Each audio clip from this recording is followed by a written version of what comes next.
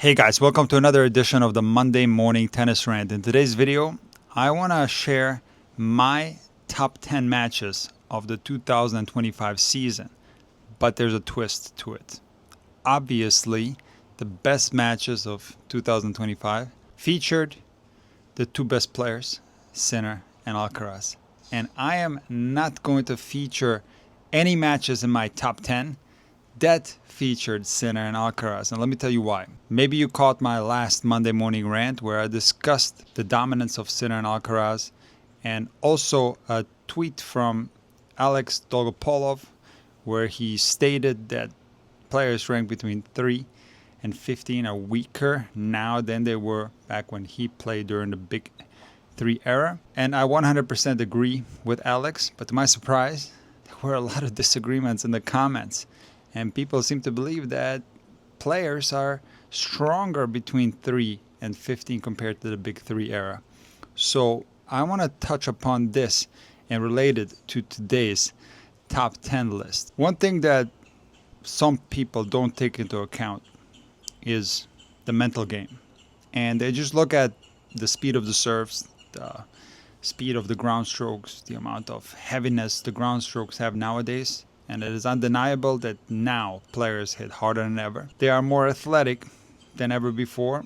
If you take the top 100 as a whole, players are way more athletic than they used to be. There's absolutely no doubt about that. If you go on YouTube and you watch matches from 20 years ago, 40 years ago, 60 years ago, you're going to see the game slowing down big time the further back you go. So no arguments there. However, in the last 20 years or so, the game really hasn't changed that much. I'm talking about from the Big 3 era and on. Yes, there are some new techniques that are popping up, but these are not necessarily new techniques. I'm talking about the next gen forehand, the next gen backhand. This technique was around even back in the 90s, but now it's predominant on the two-handed backhand, for example, and more players execute next-gen forehand as well. However, this, from a technical standpoint, is only a very subtle difference in the take-back. The technique really hasn't changed that much since the Big 3 era to now. When we compare the techniques from the 90s to the Big 3 era, I think there's a stark difference there. And some of this has to do with the emergence of the alu power string that transformed tennis in a way where players could take huge cuts on the ball, and the finesse game slowly was destroyed by these strings and tennis turned into a power game. So in my eyes, the game is played very similarly now, maybe with more power. But what Dolgopolov said in that text, that Sinner and Alcaraz, compared to the Big 3, their level is very similar, but they are a little bit more inconsistent. And I 100% agree with that. So when a lot of you guys say that Sinner and Alcaraz would absolutely destroy the Big 3, you're not taking into account the mental game and playing your best tennis when it matters the most. Now, as I said in that video, Sinner and Alcaraz are at the GOAT level. Their level is very similar, if not the same, as the Big 3. There's no doubt about that. Can Sinner and Alcaraz take out a prime Federer, a prime Djokovic, and a prime Nadal? They absolutely can. But they can also lose to them. Despite Sinner and Alcaraz's dominance this year and exceptional tennis, very entertaining finals, there are still spots in matches that are poor, even when they're playing well. They are by no means playing perfect tennis, with some exceptions. I think the Roland Garros final, obviously, was the best match of 2025, and I'm not going to feature it in my list. I'm going to explain in a second why. But if you take some other examples, like the most recent one at the ATP finals, there were some spots in this match that the Big 3 would have exploited. Just think about early in that second set, if Sinner would have played a prime Djokovic or a prime Federer on an indoor surface and he drops his serve early in that second set. Could Roger have run away with that set? Could Novak have run away with the set? Absolutely. And then the third set could have gotten quite complicated. So I'm just letting you know that tennis is not all about forehands and backhands. Tennis is about here, the mental game. Who plays the big points better? And of course, Alcaraz and Sinner are great champions. They play the big points very similarly to the big three, but the level is so close. So what I said in my last video was that we just have to wait, allow these players to develop. I think Sinner and Alcaraz are going to continue to get better, and maybe one day, many years from now, they can be considered the greatest ever. However, there is one caveat. I don't think that some of the records that the big three set will ever be broken, and more specifically the Roland Garros record from Rafa, 14 titles, that will not be broken. And for you guys that think that Sinner and Alcaraz can take out Rafa on clay, of course they can. But taking out a prime Rafa at Roland Garros is unbelievably difficult. Let me just give you one example. Sinner, when he plays on clay, he likes to do that jumping backhand. Now, if you watch the Rome final, which was a great match, that's not going to be featured in the top 10. Sinner was hitting the jumping backhand from behind the baseline because in this match, Alcaraz was putting a lot of air on the ball. He was mixing things up. This was an exceptional clay court match from Carlitos. And Sinner, despite blowing people away in this tournament, all the way to that semifinal against Tommy Paul where he lost the first set very easily, he was on absolute fire. This was the first tournament that he played after the suspension.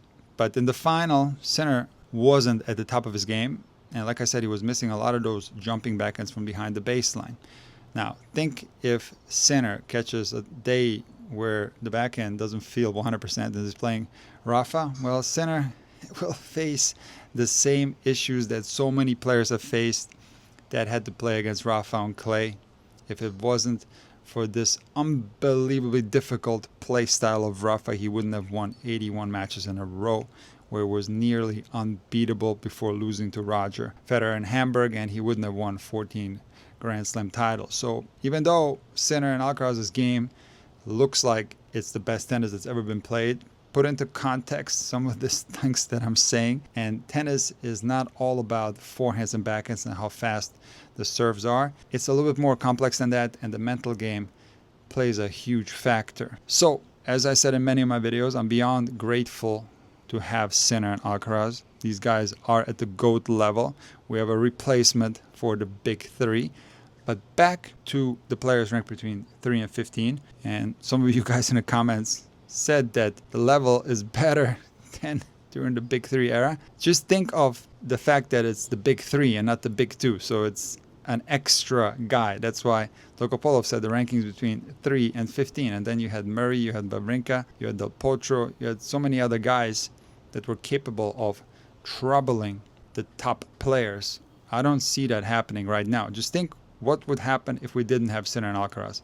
Zverev would be ranked number 1 in the world. And I respect Zverev as a tennis player tremendously, but he, in my opinion, would be possibly the weakest number 1 in the history of tennis. And right behind him, you would have players with no slam titles. So just put that into context. When discussions take place, how good the big three era was, I think it was stronger in that top part of the rankings, top 15 potentially, compared to now. And because there is such a discrepancy in level between Sinner and Alcaraz and the rest of the tour, we're going to get a lot of Sinner and Alcaraz finals. And this is the best thing that tennis has to offer.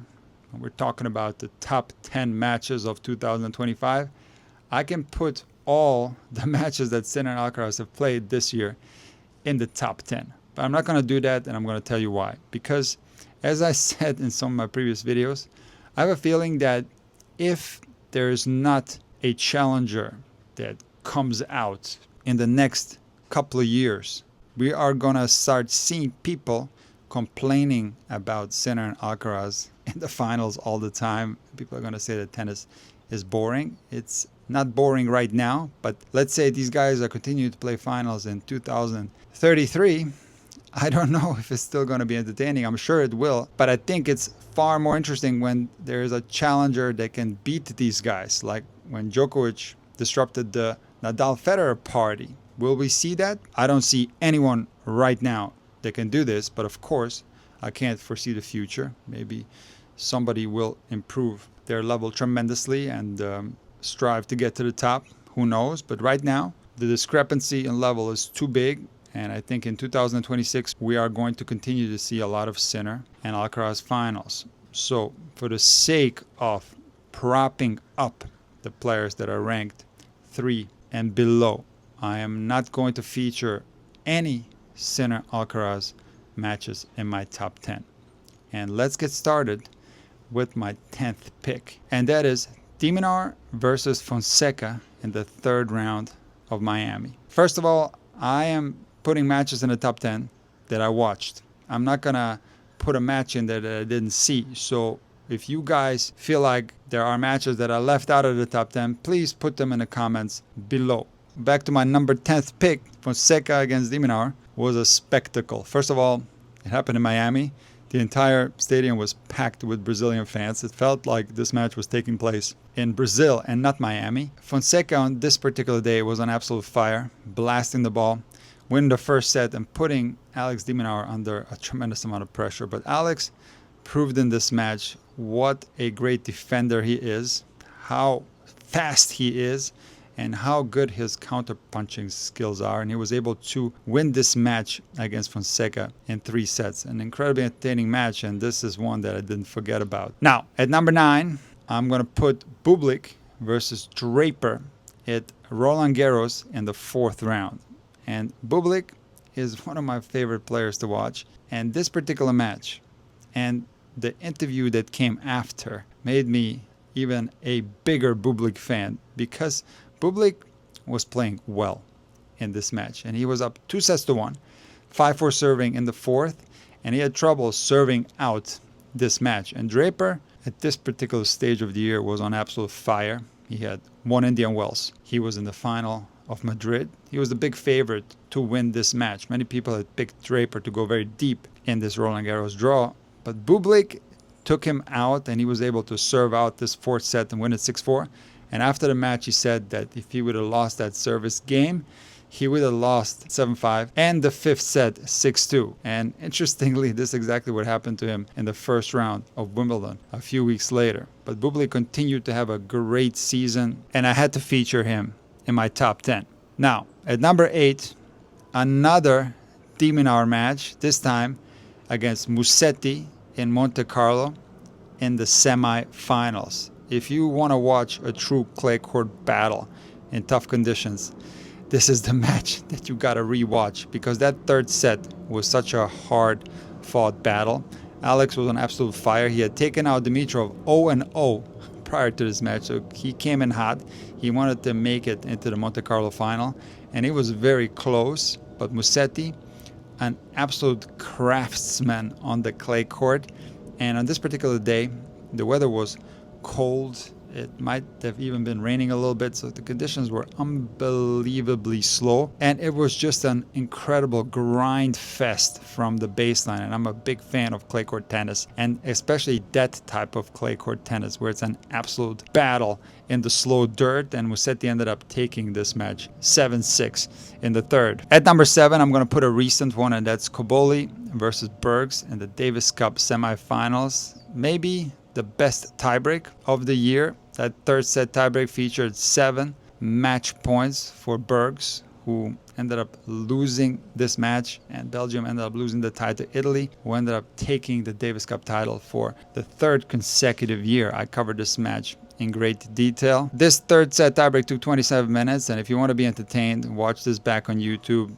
Absolutely spectacular clutch tennis from both guys. I think Bergs made a mistake on his final match point that took place on his own serve, where he attempted a forehand drop shot off the first ball in the rally. I felt like that drop shot was, first of all, placed inside in, which I think is a lower percentage drop shot. I think it's better if you hit that forehand drop shot diagonally like Carlitos. But also, he could have blasted his forehand. His forehand was on fire in that match. And after Cobolli ran that drop shot down like an Olympic 100-meter sprinter, Cobolli is so unbelievably fast, saved match point.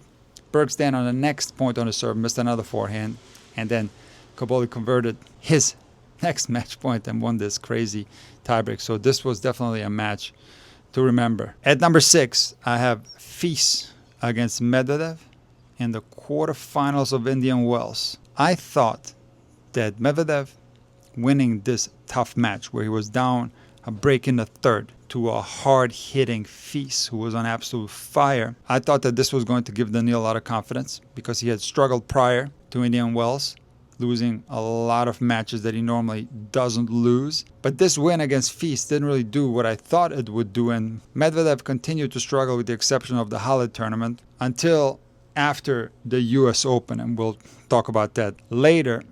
But this particular match was so entertaining because Fils is one of the most dangerous players on tour, and he was injured for most of this second half of this year. And in my opinion, he has the heaviest forehand on tour, the most amount of spin and speed combined.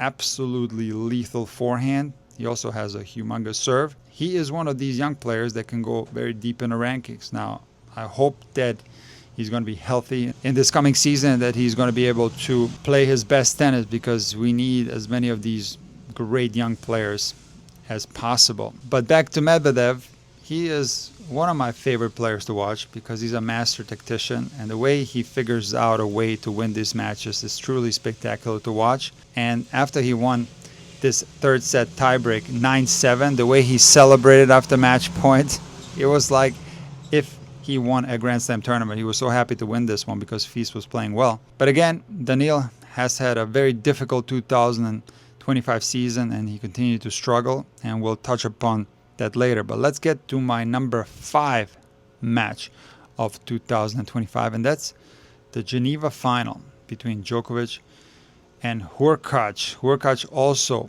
had to deal with injuries this year and missed pretty much the whole second half of 2025. One of the best servers on tour, a fantastic player, and what everybody says on tour, that Hubi is a super nice guy as well. And he wanted this Geneva title really badly, and he gave himself so many chances. And at this particular moment in time, Djokovic was at 99 titles, and he had lost to Arnaldi, playing very poorly, one of the worst matches that I've ever seen Djokovic play in Madrid prior to this Geneva tournament.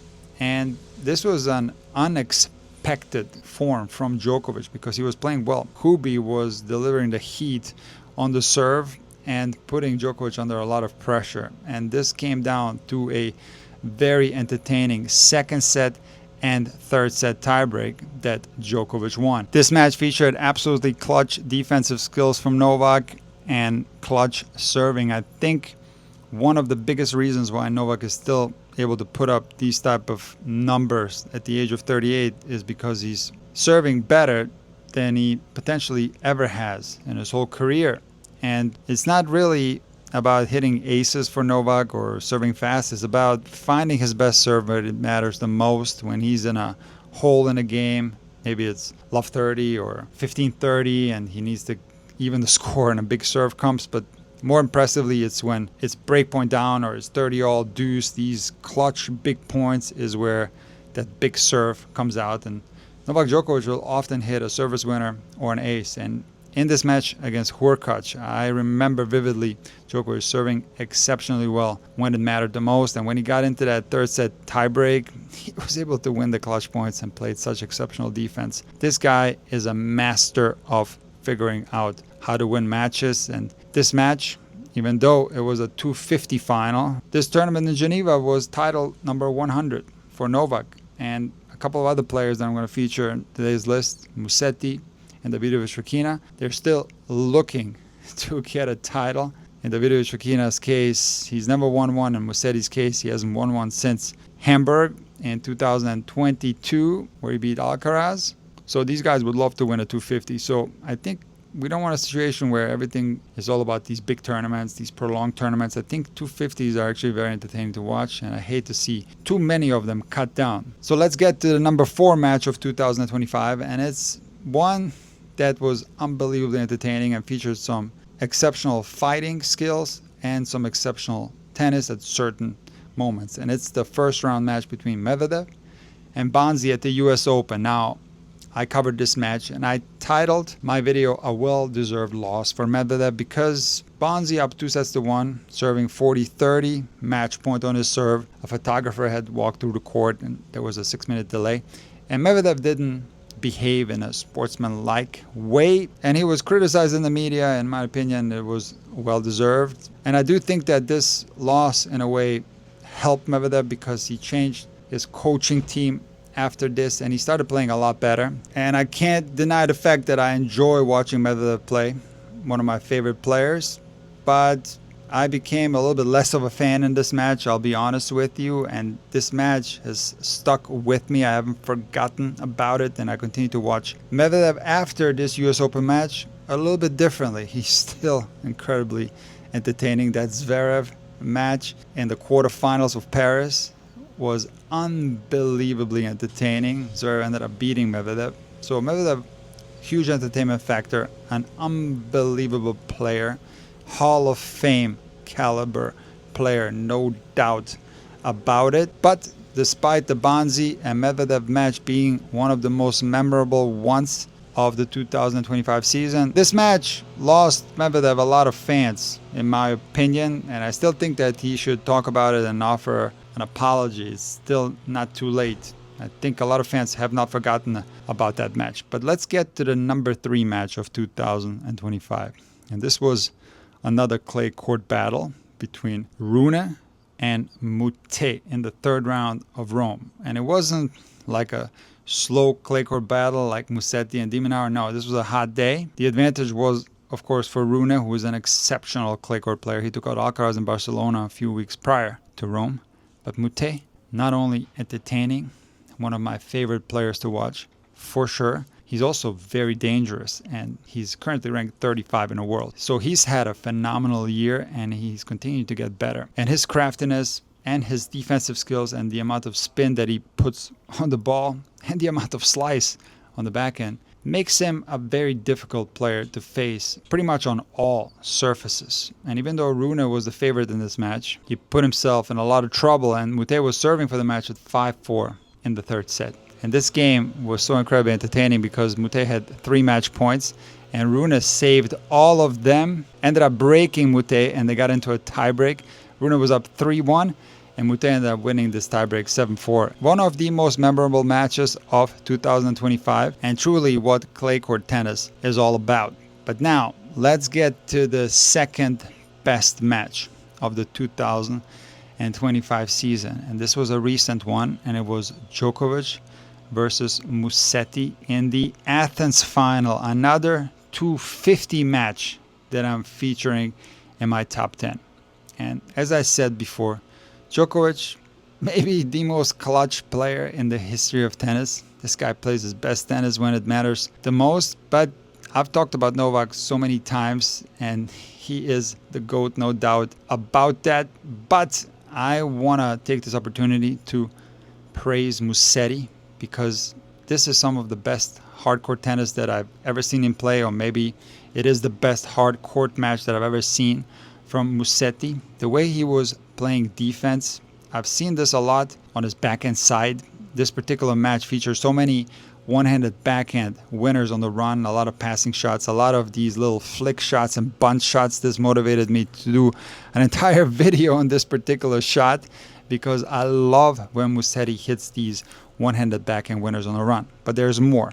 Musetti was also hitting these same type of shots on his forehand from the run and creating incredible angles cross court. So this guy is such a craftsman on the court. He has such a big repertoire of shots. And yes, he could have won this final. Like I said before, he's still searching for a title since quite a long time ago. And he was very close in this one. But again, he faced a GOAT who's unbeatable in clutch moments in certain matches. He did have chances. He didn't serve well in certain moments of this match. But again, Musetti, such an entertaining player to watch. And this particular match is one that I'm not going to forget for a very long time. But now, let's get to what I think is the best match of 2025 that didn't feature Sinner and Alcaraz. Because again, Sinner and Alcaraz played the best matches of 2025. Obviously, the greatest match of 2025 was the Roland Garros final. We don't even have to talk about it. I can watch this match right now. I've heard people have watched this match multiple times, and some of the other finals that they've played, they've watched multiple times. So Sinner and Alcaraz, best matches of 2025. But it can't all be about Sincaraz, or however you guys call these two. We have to talk about some of the other players. And in my opinion, even though Alex de Minaur gets a lot of heat, a lot of criticism, this guy doesn't have power. This is what a lot of people say on the internet. It's absolutely ridiculous. I've defended Alex many times throughout this year. I'm going to continue to do so because he is one of my favorite players. And in the Washington final, he faced someone who really badly wants to win his first ATP title, and that's Davidovich Fokina. Earlier this year in Delray, he had match point in the final against Kecmanovic, and he hit a forehand about this wide going down the line. So he was very close to winning that title. He then made the Acapulco final a week later, lost to Mahaj, and here he is in a Washington final playing exceptional tennis, up 5-2 in the third set, serving for the match at 5-3, 30 love. But then Davidovich Fokina gets a little bit negative, ends up dropping serve, but he regains his focus and wants to break and win this third set 6-4. And he manages to get 3 match points on the de Minaur serve, and de Minaur saves the first 2 with spectacular tennis. But that third match point is one that's still ingrained deep in my memory. I don't know if Davidovich is thinking about this point still, but I'm still thinking about this point. This was such a tough one to lose for Davidovich Fokina because he did everything right.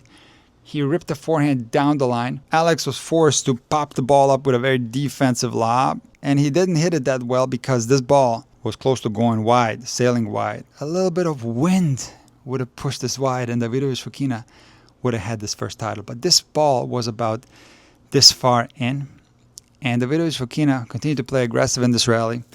Ended up coming to the net, and Alex ended up passing him, saving match point number 3 and winning the third set 7-6. The most entertaining match that I've seen, one that stuck in my mind the most outside of the Sinner and Alcaraz matches. So let me know in the comments if you disagree with my list or if you have matches that I didn't feature that you think deserve to be in there. But again, this video is not about Sinner and Alcaraz. We're going to talk about these guys a lot. It's the best thing that tennis has to offer. But there has to be other things. There have to be challengers, and tennis cannot be all about Sinner and Alcaraz. Now, speaking of other players, the next gen finals are happening this week, so that's going to be entertaining to watch. It's pretty stacked, this tournament. Fonseca is not playing, but Tien and Menchik are playing, which is surprising to me. I didn't think they were going to play the next gen finals, but they are. But I also want to announce Match Month on the Intuitive Tennis YouTube channel. So if you haven't subscribed yet, please do. I will see you guys